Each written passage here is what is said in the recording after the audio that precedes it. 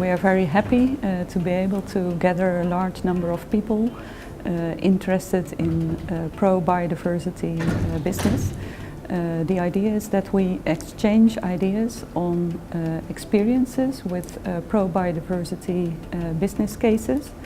What can we learn from these cases and what is needed to scale up these promising activities? So we have a number of front runners, you could say, those businesses with a positive impact on biodiversity in agriculture, but also in nature conservation and ecosystem restoration. And we hope to learn from these cases and to see what the challenges are and what the opportunities are to scale them up.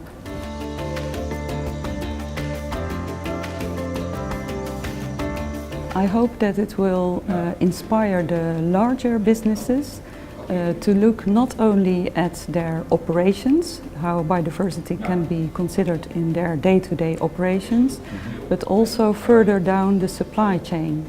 And that will be a big challenge for the future, to address biodiversity in the entire supply chain.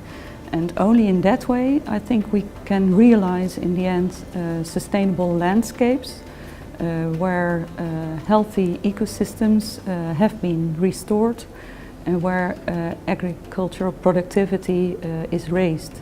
So we need to move forward towards more multifunctional landscapes, and also their businesses have a very important role to play. So I would advocate a more integrated, landscape-based approach in that regard.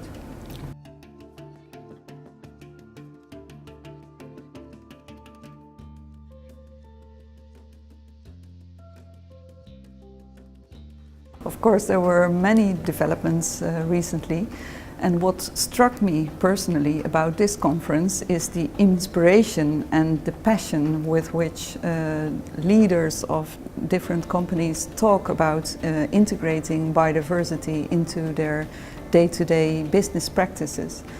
And they're more concrete in what they do. And at the same time, you see the necessity that they should be transparent and that they should be able to demonstrate and verify what they are doing. So there is an increasing effort related to reporting.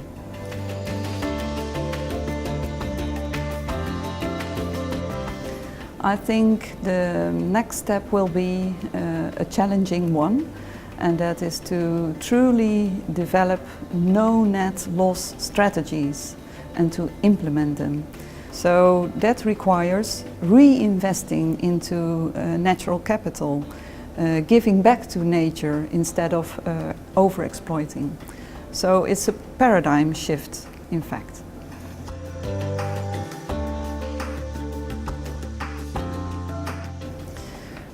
What I learned as maybe the main message of today is that a lot of the success will depend on the interplay between different stakeholders, between different actors.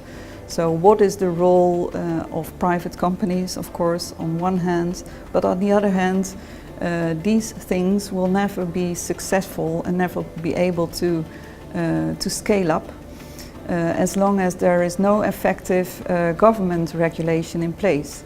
This is also partly international regulation. Think about climate regulation that made possible the development of a huge carbon market. So for biodiversity, we also see that an enabling environment is necessary. And I also heard from some people from the audience today that the government also has a need to hear back from the companies what their needs are in terms of regulation, and that their needs are not always very well articulated. So that's another way how different worlds should be meeting more frequently to discuss these issues and see what is necessary to be able to scale up and to take the next steps.